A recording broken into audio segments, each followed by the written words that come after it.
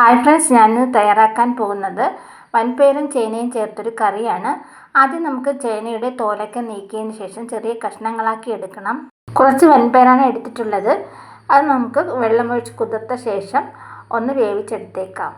അരപ്പിനായിട്ട് ഞാനിപ്പോൾ എടുത്തിട്ടുള്ളത് വലിയ സവാള അരിഞ്ഞത്, മുളക് പൊടി, ഗരം മസാല, ജീരകം, പെരുംജീരകം, കുറച്ച് പെപ്പർ എടുത്തിട്ടുണ്ട്, വെളുത്തുള്ളിയും. ഇത്രയുമാണ് എടുത്തിട്ടുള്ളത്. ഇനി ഇവയെല്ലാം നമുക്ക് ഒരു മിക്സിയുടെ ജാറിലോട്ട് മാറ്റാം. അതിനുശേഷം നല്ലതുപോലെ ഒന്ന് അരച്ചെടുത്തേക്കാം. ഇനി ഒരു ചട്ടി ചൂടാക്കാൻ വെച്ചിട്ടുണ്ട്. ചട്ടിയിലേക്ക് കുറച്ച് എണ്ണ ഒഴിച്ചു കൊടുക്കാം. എണ്ണ ചൂടായാൽ ഉടൻ തന്നെ കടുക് ഇട്ട് കൊടുക്കാം.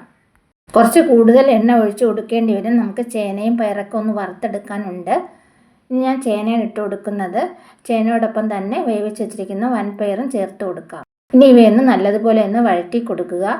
എണ്ണയിൽ ഇട്ട് തന്നെ നമുക്ക് നല്ലതുപോലെ ഒന്ന് വഴറ്റിയെടുക്കണം. ഇപ്പോൾ നമുക്ക് വെള്ളമൊന്നും ഒഴിച്ചു കൊടുക്കരുത്. ഈ എണ്ണയിൽ കിടന്ന് തന്നെ നന്നായിട്ടൊന്ന് പകുതി വെന്ത് വരണം. വേണമെങ്കിൽ നമുക്കൊന്ന് അടച്ച് വേവിക്കാവുന്നതാണ്. ഒരു 2-3 മിനിറ്റിന് ശേഷം നമുക്കൊന്ന് ഓപ്പൺ ചെയ്ത് നോക്കാം. ഇപ്പോൾ ഏകദേശം നമ്മുടെ ചേനയും പയറും ഒക്കെ പകുതി വെന്ത് വന്നിട്ടുണ്ട്. ഇതൊരു വളരെ ടേസ്റ്റി ആയിട്ടുള്ളൊരു റെസിപ്പിയാണ്. നമ്മൾ തേങ്ങയൊന്നും ചേർക്കാതെയാണ് ഇപ്പോൾ ഈ കറി തയ്യാർ ചെയ്യാൻ പോകുന്നത്. ഇനി ഞാൻ ചേർത്ത് കൊടുക്കാൻ പോകുന്നത് നമ്മൾ അരച്ചു വച്ചിരിക്കുന്ന അരപ്പാണ്. അതുകൂടി ഒഴിച്ചു കൊടുക്കാം. ഈ കറിയിൽ ഇപ്പോൾ നമ്മൾ മല്ലിപ്പൊടിയൊന്നും യൂസ് ചെയ്യുന്നില്ല. വെറും മുളക് പൊടി മാത്രമാണ് യൂസ് ചെയ്യുന്നത്. എരിവ് ആവശ്യമുണ്ടെങ്കിൽ സാധാ മുളക് പൊടി ചേർത്ത് കൊടുക്കാം. ഞാനിപ്പോൾ കാശ്മീരി ചില്ലി പൗഡറാണ് ചേർത്ത് കൊടുത്തിരിക്കുന്നത്. ബാക്കി അരപ്പ് വെള്ളം കൂടി ഒഴിച്ചു കൊടുക്കാം. നമുക്ക് കറി എത്രയാണ് ആവശ്യം അതനുസരിച്ചുള്ള വെള്ളം ചേർത്ത് കൊടുക്കാം. ഇനി നമുക്ക് കുറച്ച് മഞ്ഞൾപ്പൊടി ഇട്ട് കൊടുക്കാം. ആവശ്യത്തിന് ഉപ്പ് കൂടി ചേർത്ത് കൊടുക്കാം.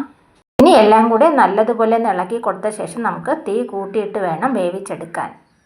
ചേനയും പയറും നല്ലതുപോലെ വെന്തുടയണം. നമ്മൾ പയർ നേരത്തെ വേവിച്ചതാണ്.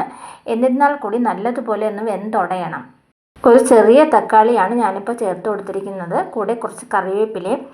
നിറയെ തക്കാളിയൊന്നും ചേർത്ത് കൊടുക്കരുത്, പുളിപ്പ് അധികമായി പോകും. വീണ്ടും അടച്ച് വേവിക്കുക. ഇനി ഞാനൊന്ന് ഓപ്പൺ ചെയ്ത് നോക്കുകയാണ്. ഇപ്പോൾ നമ്മുടെ കറിയൊക്കെ നല്ലതുപോലെ തിളച്ച് വരുന്നുണ്ട്. കുറച്ചുകൂടി കുറുകി കിട്ടാനുണ്ട്. ചോറിനോടൊപ്പം ഒഴിച്ച് കഴിക്കാൻ പറ്റിയ ഒരു കറിയാണിത്. ഈ കറിയുടെ കൂടെ നമുക്ക് മീൻ പൊരിച്ചതും പപ്പടമൊക്കെ വെച്ച് കഴിക്കാവുന്നതാണ്. ചെറുപയറിട്ടും നമുക്കിതുപോലത്തെ കറി ചെയ്യാവുന്നതാണ്. ഇപ്പം നമ്മുടെ കറിയൊക്കെ ഏകദേശം റെഡിയായി വന്നിട്ടുണ്ട്. ചേനയും പയറും എല്ലാം നല്ലതുപോലെ വെന്തുടഞ്ഞ് കിട്ടിയിട്ടുണ്ട്. ഇതാണ് അതിൻ്റെ കറക്റ്റ് പരുവം. ഇനി സ്റ്റൗ ഒന്ന് ഓഫ് ചെയ്തേക്കാം. ഇപ്പം നമ്മുടെ വൻപയർ ചേനക്കറിയൊക്കെ റെഡി ആയിട്ടുണ്ട്. റെസിപ്പി ഇഷ്ടമായാൽ തീർച്ചയായിട്ടും എല്ലാവരും ഒന്ന് ട്രൈ ചെയ്ത് നോക്കുക. വീഡിയോ ഇഷ്ടമായാൽ ലൈക്ക്, ഷെയർ ആൻഡ് സബ്സ്ക്രൈബ് ചെയ്യുക. അതുപോലെ നിങ്ങളുടെ കമൻസും എന്നെ അറിയിക്കുക.